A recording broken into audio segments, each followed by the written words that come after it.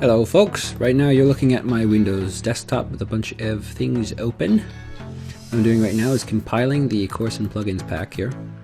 It will have the sample packs for it, and it also has the plugins, and it comes to just under 3 gigabytes actually of stuff for you.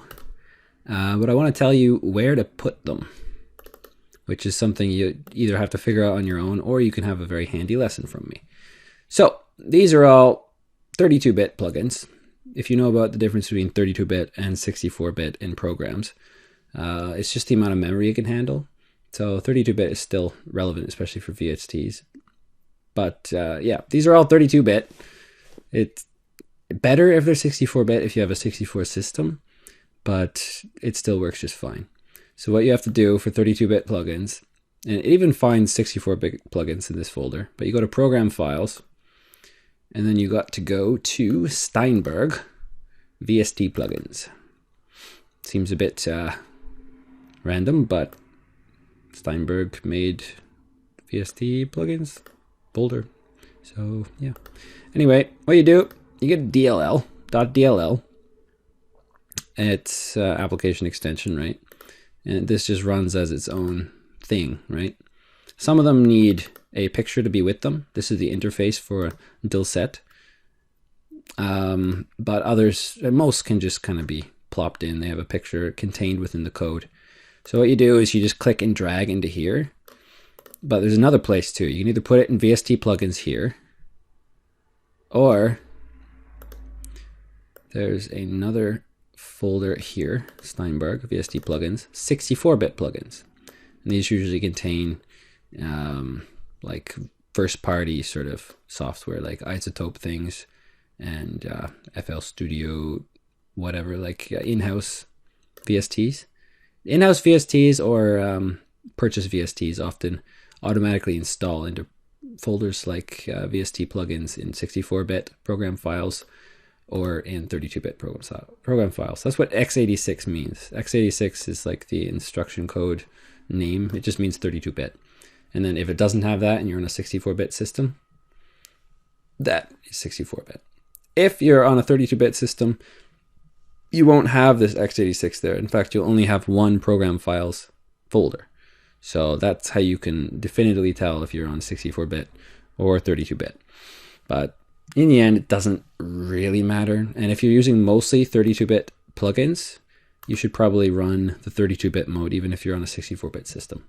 In a perfect world, everything would be 64-bit because 32-bit systems can only use up to 4 gigabytes of RAM, but actually maybe even less. But 64 gigabyte programs can use a lot, something like 32,000 gigabytes of RAM, which I don't know if we're going to ever reach that level of RAM needed. Well, maybe someday, 100 years later, but definitely future-proof for sure.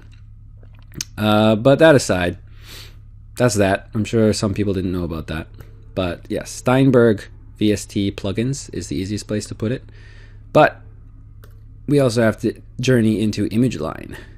So ImageLine in 32-bit is just going to be FL Studio 11. And I just have all the other stuff I have. I used to use FL Studio 11 mainly. And then until FL Studio 12 came out. And that is in the 64-bit program files. But if you just installed FL Studio for the first time and it's 12, and you're on a 32-bit, and there's only one, then it's going to be in 32-bit, underneath ImageLine, which is the company. Click that. Got FL Studio 12.1 here. And you got the other folders you can just ignore. Double click. And this is why, like, there should be like a guide when you first start up the program because it's quite complicated. But yeah, you get into here, then you go to plugins and then VST.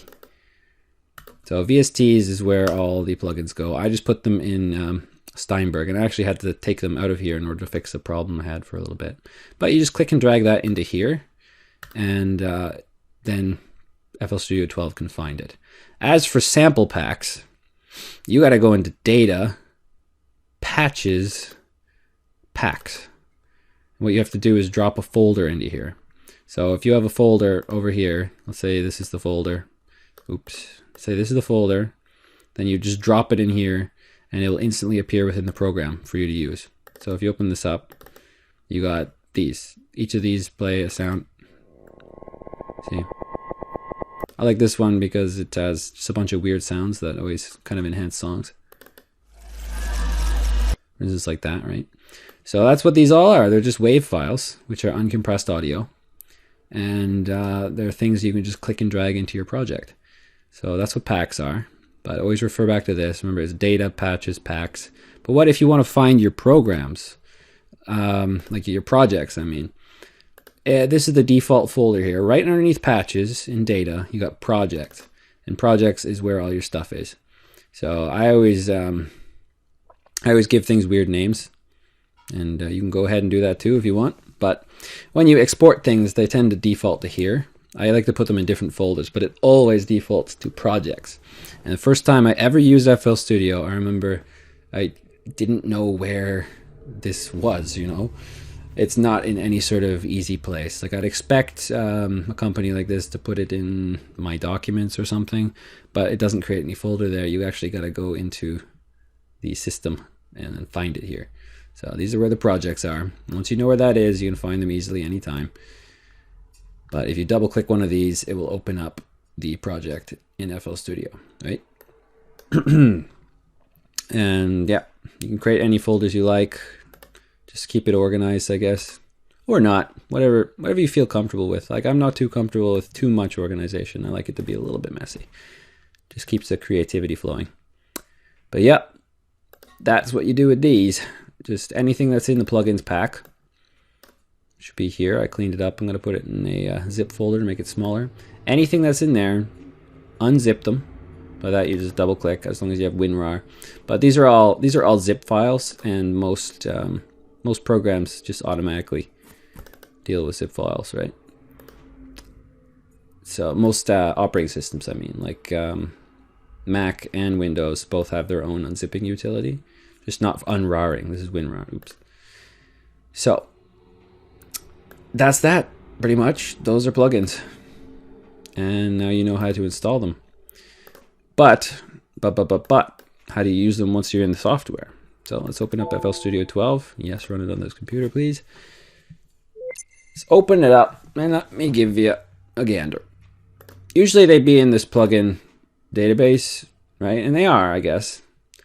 But I had an issue, not a super common issue, but the issue was that every time I tried to put an effects plugin, every time I tried to put an effects plugin into the mixer, like this, and then let's say this, distortion, this wouldn't load. It would say, oops, can't load it.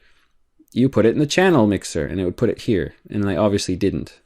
There's no rhyme or reason why it would do that, but computers, you know, they do that. So that's how you add it there anyway. That was my problem, so I had to delete plugin database in my file system, and now I have to restructure it. But for now, I just have a big list.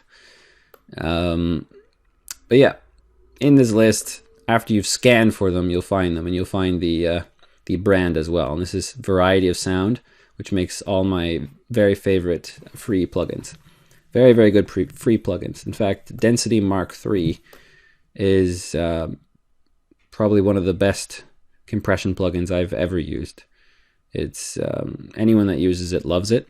It's used on a lot of very, very major productions to make the sound very big and then glued together and strong, you know. So you ever listen to a song and it just sounds like everything's just so big. Like you hear a drum and it's not just in one little space, it's big, you know? I don't know how to explain it. It's just big. This has presets and the ability to make things sound really, really big. And that is obviously a really, really big plus for any type of modern music, or any music in general. So Density Mark III, very good. So, but how you get these all in here is you got to go to Manage Plugins. So you can get through there in different ways. You can go into File Settings, I believe. Yep, File Settings, Manage Plugins. This will just give you information about it. It's a good read. And then you get this big thing. And before you actually start scan and verify plugins, you're not really going to see anything special here. You're not going to know what you're seeing, right? And your program is not going to know about any new plugins. It's just not going to know, right? So what you got to do, I always leave this open, rescan previously verified plugins just in case there's any issues. It'll rescan anything and resort them, right? But verify plugins, right? Always verify. That sorts them into effects and generators, which is very important. And then you hit start scan. Always do this. It will scroll through all the folders you have set up to find things, right? When I was trying to fix the problem, I put this. I decided to make it look into the plugin database, right? Plugin database doesn't actually hold the plugins though. It holds shortcuts to the plugins, and that was the root of the problem. So I had to just delete it. So anyway, that's why that's there. If it's blue, it means you added it.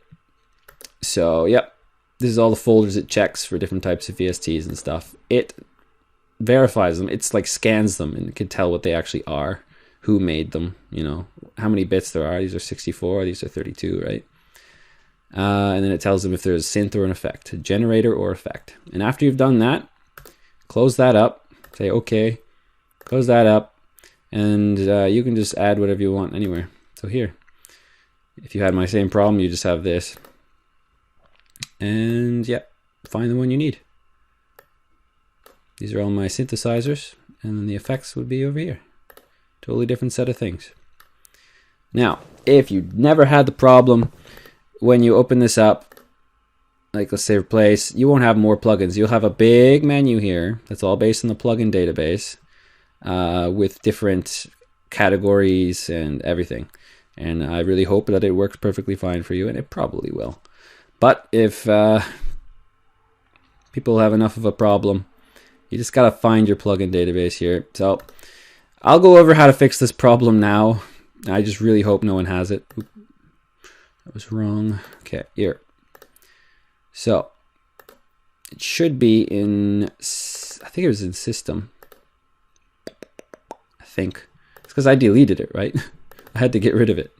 So it's not in VST, it's not in any of these. It's in one of these folders. Trust me, it is. Maybe patches something, because it's not here anymore for me. Because I just, oh, here it is. Yeah, it regenerated it. There's plugin database. If you have any issues with effects plugins being loaded instantly into channels, right click, delete. Seems a bit weird, but you just have to right click and delete. All the plugin things I showed you there will work just fine. You'll just get a different menu. It will cause some problems because you don't have, like, you can't eliminate plugins that you add. There might be a way, but not easy anyway. So I'd say find a way to restructure it once you're done. I kind of fancy this menu though, so I'll leave it for a bit, but I'll eventually restructure it. So hopefully that helps anyone before they have to ask me that, you know. So let's just have some faith in FL Studio that will work for other people. So it was frustrating in the past, but it's all good now. I love FL Studio 12. Very, very, very, very, very good software. But anyway, that's that. And that's what I wanted to show you. In the first few lectures, it shows you exactly how to add. It has the download to the packs and the plugins, and then this will show you how to install them, obviously. All right. Have a wonderful morning, afternoon, evening, anything, people. Cheers.